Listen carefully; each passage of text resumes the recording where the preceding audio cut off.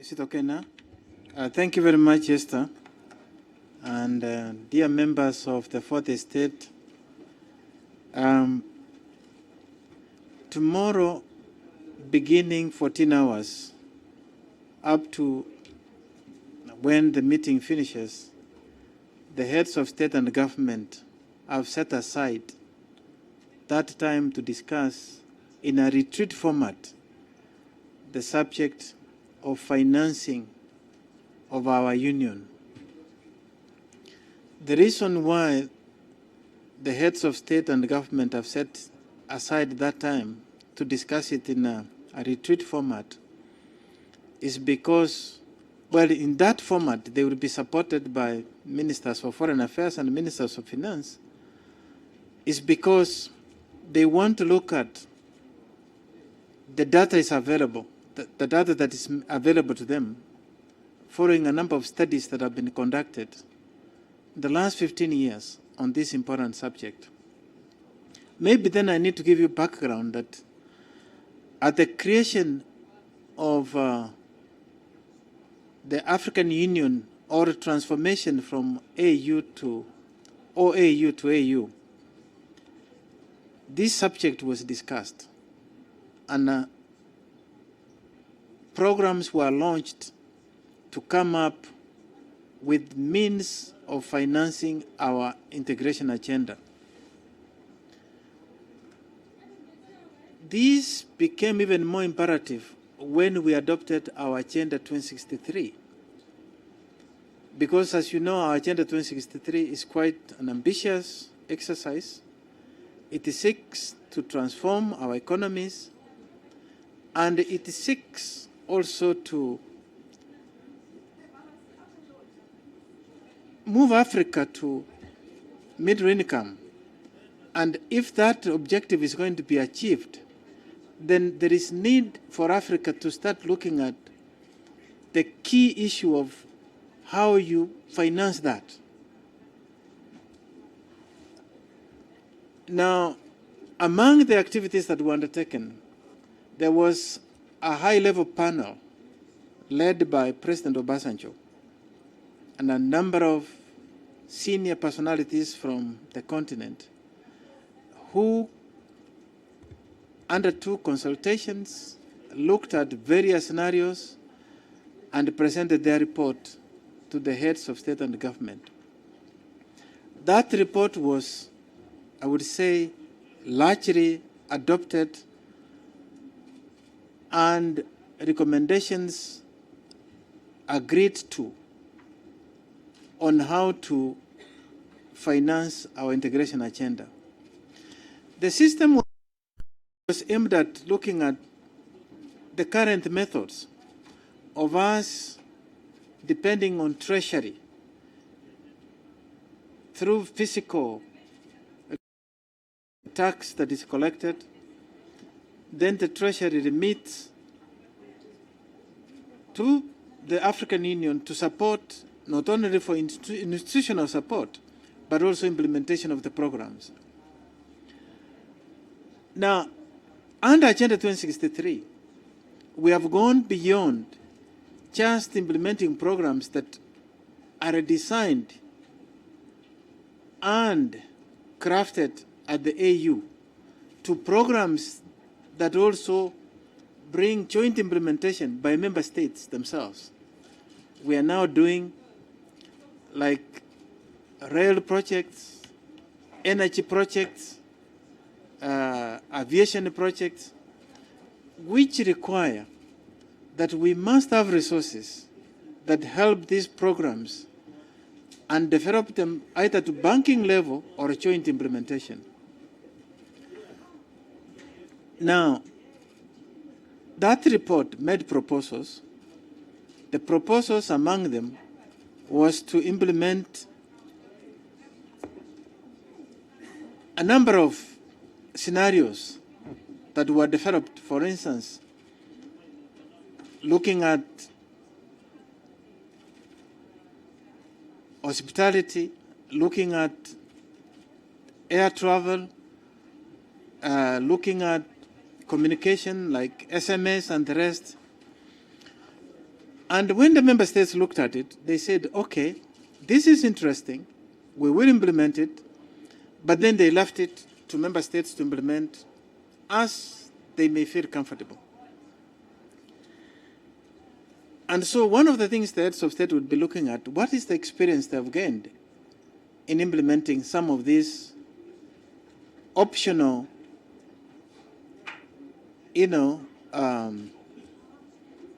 options that were put on the table. And to undertake that, to look at the experience that has been gained, the Commission engaged and retained the services of Dr. Donald Kaberuka, former president of ADB,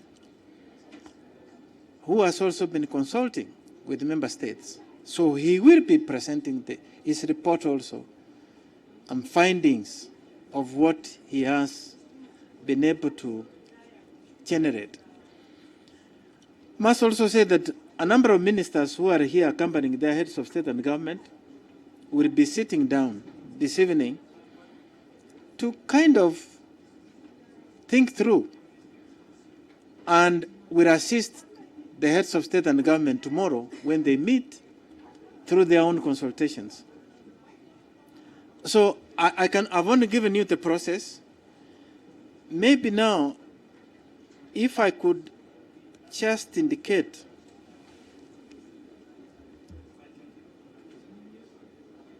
the areas that these funds that we are mobilizing will be applied in. One area that has proved to be quite a challenge to us is peace and security. Whenever we have a crisis in the continent, we have to go through two stages to be able to mobilize, to be on the ground where there is a crisis. The first stage is to seek authorization of the UN, because you cannot mount a peace and security mission without the authorization of the UN Security Council. And that takes time. The second one, then we have to ask for, in fact, 3 stages. International partners to provide support for us to be able to undertake such a mission. And the third stage, then we have to look for volunteers to give us forces for that kind of exercise. I'm sure you know, and I hope you've been briefed, that we now have an African standby force that is essentially in place. But we now need capacity for that standby force. So one of the things that has also happened, Dr. Kaberuka has been talking at the level of the UN to find out if there was a way we can be able to get predictable resources. If then you have predictable resources, we can reduce the amount of time it takes for us to mount such a mission quite considerably. In addition, then we can also have a very firm say of what we want to happen on the ground. So that is one area that we'll apply those resources for. The second area that we'll apply these resources for is in the development area. And I'll just give you a menu. There are many. As you know, for instance, we now have what we call a Pan-African University, where we have students that are enrolled under universities designated as Pan-African University and they get certificates thus under the name of Pan-African University. Much of this is being financed by external partners. We have developed programs and in fact, we want to expand this scope because if you look at our education system, if you look at implementation of Agenda 2063, the human resource needs is enormous. We have done a gap analysis, and I hope this has also been explained to them. And so it's so huge. So we want even to start adopting modern technologies like e-learning and such like, so that we can have universities to massify in terms of human resource development. So we need resources because we need lecturers, teachers, and the rest. In the area of infrastructure, we have a number of projects that we would like to implement. For instance, from rail to electricity generation to ICT, name it. And I don't have to tell you how much we need this because I'm sure you have received here from colleagues who have given you. So the application is also now clear. So what then we're looking for is these programs are owned by the people themselves. So we are also looking at possibilities of coming up with systems that the beneficiaries can own their process, contribute to this, and so a system that will be acceptable, that will not in any way bring any challenge to, if we adopt, for instance, SMS, we must do it in such a way that it will not impact on communications, and that it will be attractive and owned and will have minimum impact. So this is what they will be discussing. In other words, what I've done is to give you a general menu, the history, the issues, and how we intend to use these resources. And once the heads of state and government discuss this tomorrow, then they will take it to the summit. That's why they want a retreat. And in the formal summit, now they can say they are adopting it, or as the case may be. So I think by way of introduction, that is all I would say. And I would then leave it to you now to provide leads on specific areas. Thank you very much, Excellency, for that very educative introduction. We have so many hands now on the floor. Can we have the microphone closer so that we can see how we want to go about these questions? Let's start from the front and proceed in the back. We'll start from this section. As usual. As usual, you present yourself and your press organ, and you ask your question. Thank you very much. Thank you very much. My name is Collins Moy. I write for the New Times Daily. It's a local English daily. I have two brief questions on funding. You say that one of the reasons that AU has not been able to intervene in the event of conflicts very fast is because of funding. So because and in recent times the African Union has come under fire and has been blamed and has been termed as for lack of better words as very ineffective in intervening when there are conflicts. So would you blame it on a lack of funds, or what else could have limited your capacity to have fast interventions? We can see areas where it takes 6 months before before African Union gets on the ground. All that happens is statements. We are calling on parties to stop violence, but we cannot see any intervention. And lastly, most of the commissioners, including yourself and the chairperson,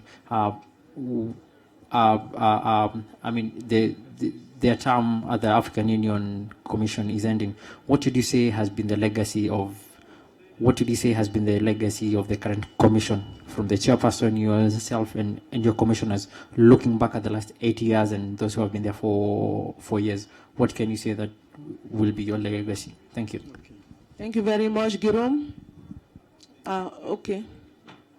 My name is Ahmed Adan from BBC Africa, and my first question is, we know AMISOM were underfunded by the European Union, and now they are planning to withdraw from Somalia by the end of 2017.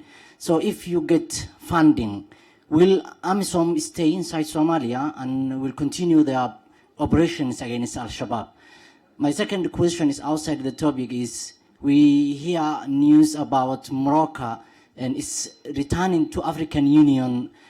So do you give us any details about that issue and where it reaches now? Thank you. I'll give back the mic here because I want to go progressively so that we can have everybody. I don't want to be confused. Yes, Girom. Thank you very much. My question is related with the last thing that he has raised on Morocco after 32 years. Is it possible for them to return? And what is, I want you to answer it with the African Union Charter, some of the articles. Is this possible for Morocco to get back to the Union? Let's get the lady, and then we'll first answer the first range of questions, and I can assure you His Excellency will answer all your questions. Let's just get that and give him time to answer, to address the first set of questions. Thank you. Okay, thank you. My name is Kaitasi from Nation Media Group. They say there is nothing for free. Now that a lot or a huge percentage of our budget as the AU is funded by external donors, how much of our decisions have been influenced by these donors? What do they get in return? Thank you. Okay, we will first allow His Excellency to address those first set of questions, and we'll get to continue with the questions. Excellency, you have the floor. Thank you very much. Let me start with the questions by Collins concerning the conflicts. And you go ahead to say, well, African Union has been blamed for coming late to conflict areas, and we just issue statements to say, talk. Negotiate. You're partly right in saying that we come late. And the answer is, of course, you also said, is funding part of it? Funding is yes. I did give the process through which we have to go by calling for development partners to give us resources, because when there is, unless it's an UN authorized mission, you cannot access the UN regular budget. And as you know, the UN regular budget, which we all contribute to, has a kitty for peacekeeping. But it is not available to us, because if that is not a UN authorized mission. And so the process of itself, of putting resources, is time consuming. The second aspect, when you have to mount such a mission, unless you have a standing army that you can now mobilize, put on the planes, and move to the theater, it takes time, first of all, to develop what we normally call CONOPS, concept of operations, that you have to understand the very purpose of the mission, do assessment of the number of troops that you need, understand the theater in which they are going to operate, train them, and also give them the doctrine. Because when forces move to theater, they have to assimilate, understand the doctrine before they move into theater. And that takes time. So you are right. That is time consuming. But now we are going past that. That's why I mentioned we now have a standby force. And one of the reasons for having a standby force is that we can be able to mobilize and mount a mission in a relatively short time. Even UN, when you in fact, only yesterday we were discussing this in council, and we are saying, in the past it was not possible for us to mount such a mission in less than 22 weeks if everything has gone right. But now we want to reduce that to just under 10 weeks because of the elements I've just talked about. And in fact, we hope that in an ideal situation, you can move immediately. So that is a major constraint. Elections and legacy is a big question. Yes, as you rightly mentioned, this commission's term is coming to an end, and we are looking forward to the election of a new commission here in Kigali. What has been the legacy? I'll just give you tips, because I would have mentioned you have received a number of my colleagues who have given you those areas. Those of you who have attended many of our conferences will know, and those of you, I can see you are old enough to know, that if you go back to another 15, 20 years ago, in the area of conflict itself, to start with the one you mentioned, it was a big challenge we didn't have a mechanism for intervention, and we had many conflicts raging in the continent. Today, even when there is a conflict, we are there, and because we have instruments, institutional mechanism for tackling that. So that is one of the things that we have strengthened. For instance, we now have more or less finalized the architecture of African peace and security architecture. The next area that I should indicate is in governance, which is extremely important. And governance has a number of elements. It has also the human rights. It has also got humanitarian issues. On governance, we have put in place an African governance architecture, and we are pushing on this. A lot of work in that area is still ongoing. In the area, for instance, on democracy, elections, and the rest, where we have also strengthened and produced standards that govern those areas. In this summit here itself, we will be talking about the human rights, and we hope to come up again with standards that should guide our human rights. Now, extending this, some of the areas we have also made a lot of progress is, for instance, institutionalized mechanism for integrating, for instance, women, because we believe if our agenda is going to succeed, we must have inclusive societies. And not only the area of women, but also youth, but also society as a whole. That is a major legacy of this commission. The third area is in the area of development. To start with, maybe, and I should have put this in the context of Agenda 2063, which is a major legacy. In fact, perhaps the biggest legacy this commission leaves behind is having developed a framework of Agenda 2063, unique in its nature, that you can see it gives us a vision and aspirations that Africa will pursue in the next 50 years to move from the state we are, underdeveloped, to middle income, to first world. That is a major contribution. And part of the reason we are talking about alternative sources is we are saying this agenda will remain on paper if we don't achieve a number of critical elements for its success, including ownership through, for instance, domestication, financing, identifying risks, identifying capacities, which we have done. And now we have started implementation of some of those. And in some of the areas, you can mention flagship programs that are now underway. For instance, we now have continental frameworks like in infrastructure and a number of programs, some of which are being implemented. We have, for instance, CADEP, and a number of programs which are being implemented. In fact, if you look at CADEP, it has transformed the way agriculture is perceived and implemented in the continent. We now have a framework, for instance, the Malabo, that takes it forward. And I can go on. I mean, Pan-African University, which wasn't there, which is now running. We have graduates that are coming out in the name of Pan-African University. That was part done by this commission.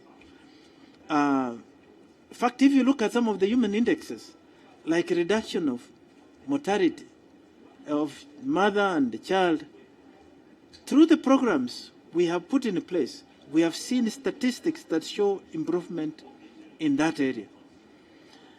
And so I can go on and on, but I think there is enough documentation that can be able to answer that as part of the legacy. Let me go to the next question, which was by Ahmed, and this question was about AMISOM. Yes, indeed. We have had a problem with AMISOM in the sense that funding of AMISOM, 99%, was largely from our development partners, And so, in the last few years, and you can see what is happening, the major partner has been the European Union. We have others also, including some of the P5s and the rest, who have also been supporting. The resources have been a major constraint. However, the European Union, we have now been able to reach an agreement where they are going to reduce their contribution by a factor of 20%, but they have given us enough resources to continue this process for the next 2 years. Beyond that, we are still talking. And so part of the reason we are talking about alternative sources is to fill this gap. But the good news is, at least with the reduction of 20%, we will sustain these operations for the next 2 years. I think there's a question that has been raised by Ahmed and also my brother Chala here on Morocco. And so I can answer this jointly. Although I don't see him in the room, he must be on his machine. Yes, Morocco used to be a member of the African Union under the OAU. They withdrew from the OAU at their own volition, I think way back in 1981. You seem to have more information than I do, that they are here, but if they are here, I haven't seen them. But if they come, there is a process that they must go through. That process requires, under the Charter, since he asked it as a legal instrument, Morocco must give indication that they want to come, and the member states will have to vote, and the majority carry the day as to whether Morocco can come back. And so that is the process that is there. But if it is for coming, I mean, we do get guests. You don't say these are not welcome as guests. They can come as guests, but the issue in terms of coming back, there is a legal process that they have to follow to be able to come back.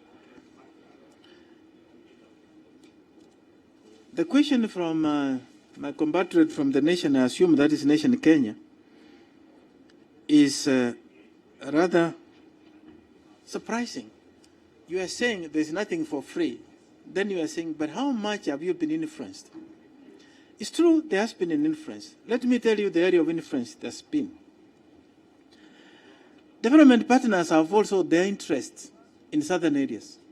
For instance, in the area of governance, they come forward.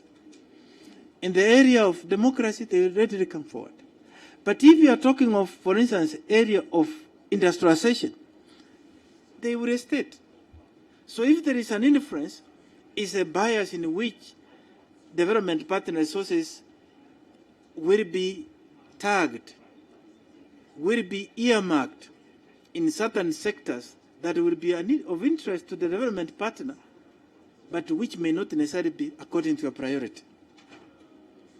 And in that case, it has been very difficult for us, for instance, to implement our mainstream agenda, like industrialization, where we want to see transformation. And it's true, if you look at our budget, substantial part of it is financed by development partners. So this is the extent to which we can say that bias is a major constraint for us. I guess you are saying he who pays the piper quotes the tune.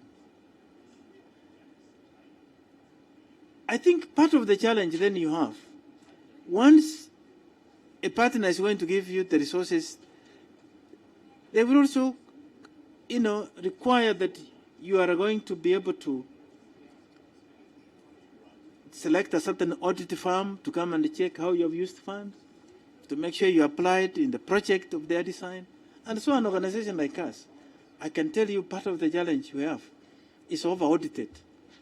I can tell you every week I have auditors on the compound, auditing this, auditing that, because you have many partners, which becomes a really, really burden. In fact, it's a burden. But you have to live with that because those are not your resources.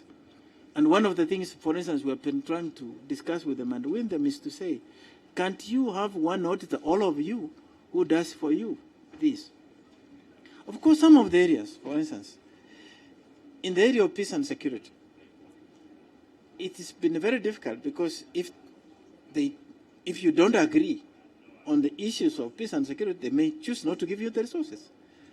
But of South Africa, as you know, and you know we have taken stands where we feel we don't need that support, we say no, we're going to go on our own. That's why sometimes it takes long and so forth. So that is the kind of challenge you have when you don't have your own resources. You have to depend on somebody to finance you to undertake certain activities. Thank you, Excellency. I was told that His Excellency time is really very limited. He has a meeting shortly. So if he can allow me to take a last round of questions, I'll be glad to have that. Okay. Let's have the mic this way first.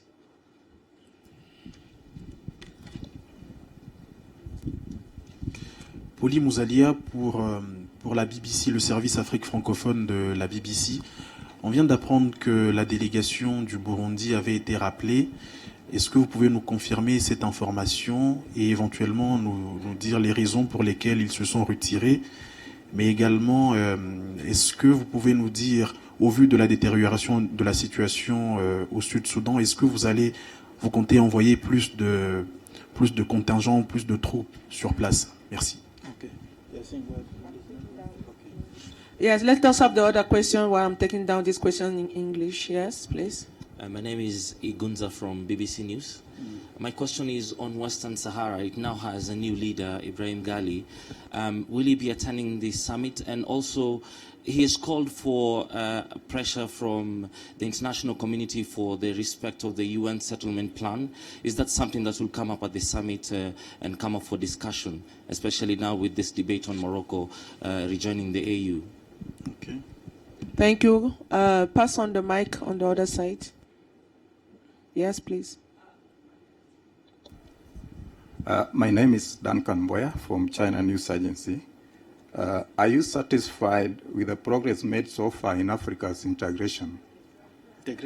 Integration. Okay. And lastly, in regard to China-Africa cooperation, how do you think that Africa and China can make greater gains?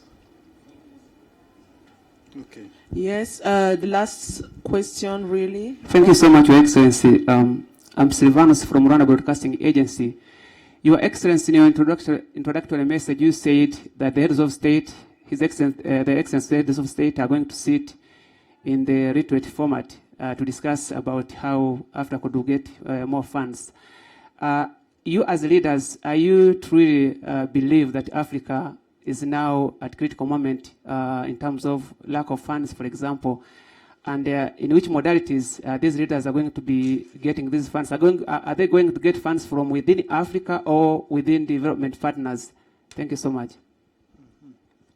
Okay, you still want to get a last question? Okay, let's have the microphone quickly here. He has been struggling to have a question. Okay, thank you.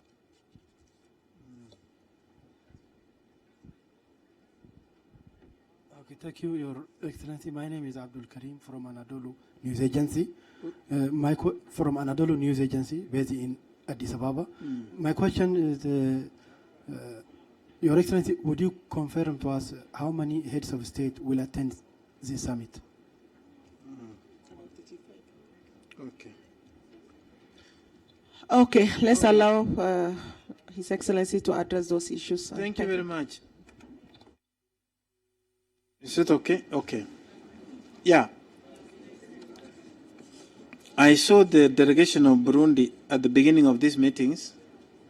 Lately, I haven't seen them in the room, but you appear to have more information than I do that they have been recalled.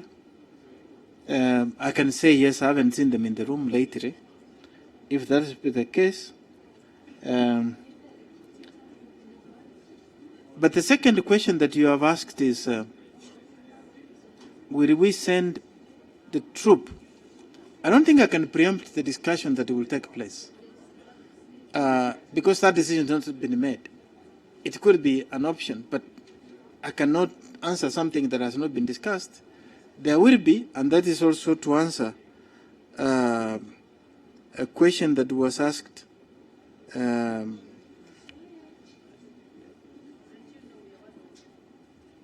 when the heads of state and government reviewed the situation, and feel that it warrants, then they will arrive at that decision. So at the moment, it is like I will be preempting the discussions which has not taken place. Now, Emmanuel, your question is on Western Sahara. As of now, yes, indications are that the new leader will attend. And Africa has been seized with this matter. And you remember even at the last summit, I'm sure you do, that the summit challenged the Secretary General. The Secretary General has since been to Western Sahara, and we remain on course, demanding, urging, and pleading that there be a referendum for the people of Western Sahara to take sovereign decision as to what they want to do. And so that has not changed. And I'm sure the president, if he has a chance, will of course be received by his fellow heads of state and government, since he's coming for the first time, and this support remains on the table. Duncan, your question is long. I have partly tried to answer it. Are we satisfied? The answer is no, far from it. Because the moment you say you are satisfied, then you go home. It means you have arrived. Integration is a process. You can see under the European Union, even as far as they have traveled, situations are such that they have engaged a bit of a reverse gear now by Brexit and the rest. So integration is a process, and you never finish with it. Because integration, if you look at the finality of it, when you are fully integrated, it will mean like you are one country, you have one currency, you have one government, and that is far, far down the road. I'm sure even your grandchildren probably will not see it. But there are a number of things that you do. For instance, free movement of people. We made a step. We'll be launching passport here.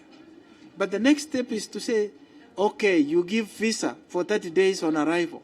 But we want to move to a point where we say, let Africans move all over Africa. That is in the area of free movement. Trade. We are not trading with each other. Our trade on average is now, if you put informal trade, around 20%.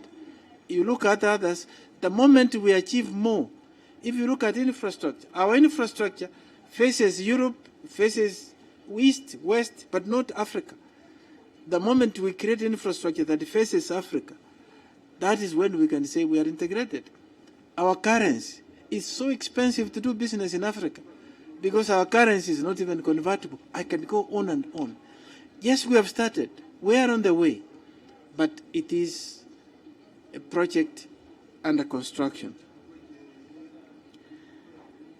Now, Silvanus,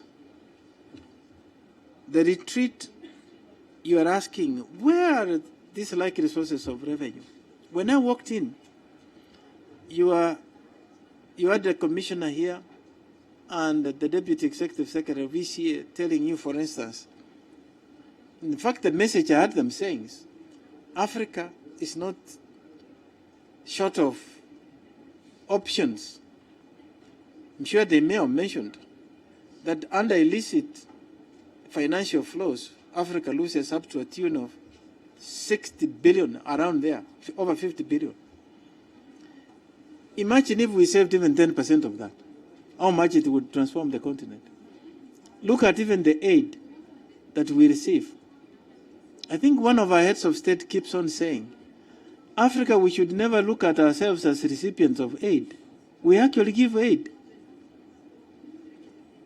It's not that we receive, we give aid. Oh, let me go back to the question by Duncan on China. China is one of the strategic partners of Africa, and we have seen tremendous growth in terms of trade, now standing over 200 billion, investment, over 30 billion that is coming to Africa. We have also seen a lot of activities ongoing. We are cooperating with China in the area of peace and security. One of the things I should also have mentioned, particularly when somebody asked about some of the legacies. For instance, how Africa itself through the coordination of the African Union, was able to rally together, mobilize solidarity, and roll back Ebola. China is cooperating with us in that area, for instance. One of the key programs we want to implement is establish a Center for Disease Control, together with China, which has got a lot of experience in this area. But we have also agreed under FOCAC the strategic areas that we want to focus. One is industrialization, second is infrastructure, third is poverty reduction. So yes, we pursue this under our strategic partnership, known as FOCAC, and so China remains a strategic partner. And in that partnership, it means when we meet together, we look at opportunities and challenges and talk about them. And of course, then identify priority areas, how we want to tackle them. Thank you so much. Thank you, Excellency, for coming. Thank you for your time. And we want to thank all the colleagues in the room. We want to apologize for the Rwandan television that His Excellency might not be able to make it for the 10 minutes that you requested for immediately after the press conference. We will have to reschedule that maybe for tomorrow. Thank you for really addressing the issues. Thank you for coming again. Thank you.